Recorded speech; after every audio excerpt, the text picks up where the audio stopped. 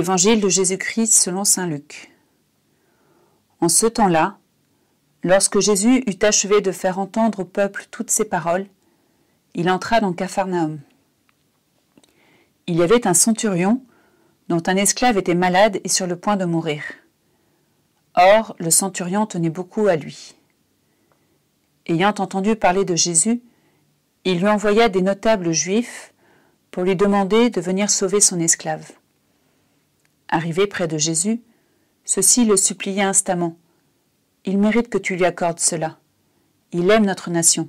C'est lui qui nous a construit la synagogue. » Jésus était en route avec eux, et déjà il n'était plus loin de la maison, quand le centurion envoya des amis lui dire « Seigneur, ne prends pas cette peine, car je ne suis pas digne que tu entres sous mon toit. C'est pourquoi je ne me suis pas autorisé moi-même à venir te trouver. Mais dis une parole, et que mon serviteur soit guéri. Moi je suis quelqu'un de subordonné à une autorité, mais j'ai des soldats sous mes ordres. À l'un je dis « va » et il va. À un autre « viens » et il vient. Et à mon esclave « fais ceci » et il le fait. Entendant cela, Jésus fut en admiration devant lui. Il se retourna et dit à la foule qui le suivait « Je vous le déclare, même en Israël, je n'ai pas trouvé une telle foi. » Revenus à la maison, les envoyés trouvèrent l'esclave en bonne santé.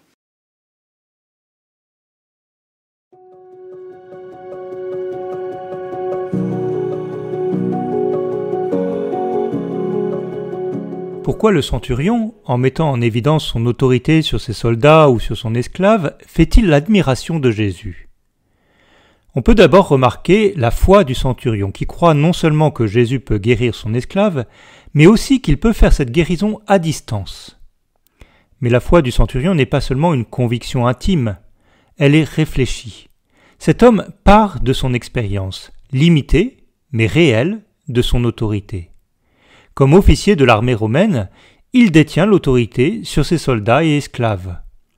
Et le centurion part de son autorité à lui pour reconnaître l'autorité bien plus grande de Jésus. Si lui, comme centurion, a déjà cette autorité, combien plus Jésus, l'envoyé de Dieu, a-t-il autorité sur les forces du mal qu'il peut sans aucun doute vaincre à distance ? Partir des belles expériences que nous vivons peut nous aider, comme le centurion, à mieux comprendre et connaître Jésus, qui est à la fois très proche et infiniment plus grand que nous.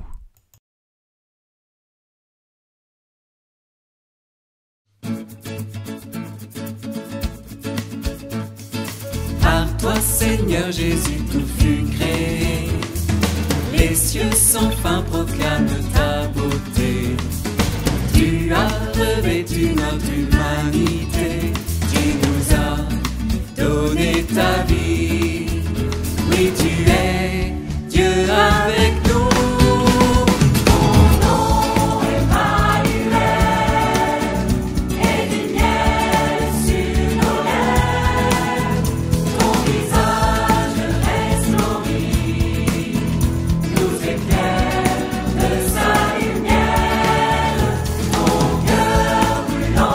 Amour,